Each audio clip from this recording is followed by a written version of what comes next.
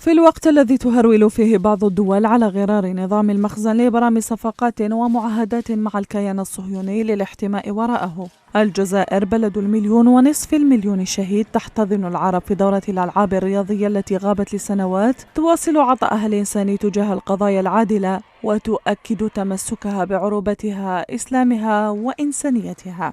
إذا كانت بعض الحكومات العربية اعتقدت أنها بلجوئها إلى التطبيع مع العدو ستضمن حماية واشنطن لها ولنظام حكمها ضد إرادة الشعب عندها، فإن الجزائر أدركت أن قوة ثورتها وقوة نظامها مستمدة من الشعب، وهي بالتالي كما تظهر الأيام تزداد مكانتها لدى أبناء الأمة العربية والإسلامية وفي العالم كله، فيما يتخبط مهرولون نحو التطبيع في الأزمات الواحدة تلو الأخرى.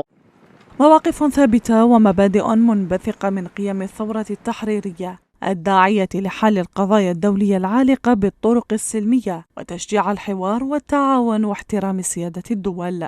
اكتسبنا هذا التاريخ المجيد، مناصرة القضايا العادلة ومناصرة المظلوم عبر عقود من الزمن، لأن الشعب عشنا مرحلة الظلم، مرحلة الاستعمار، مرحلة الاستيطان، مرحلة إبادة الشعوب، وش معناها نعرف قيمتها هذه، ولذلك الدولة الجزائرية محافظة على هذا الرصيد. ما يحدث هذه اللحظات في جنين هو هذا ربما الصفعة إن سميناها هكذا للذين كانوا يداهنون ويبررون للتطبيع على أنه يخدم القضية الفلسطينية. أين هم المطبعون اليوم مع ما يحدث في على الأراضي الفلسطينية؟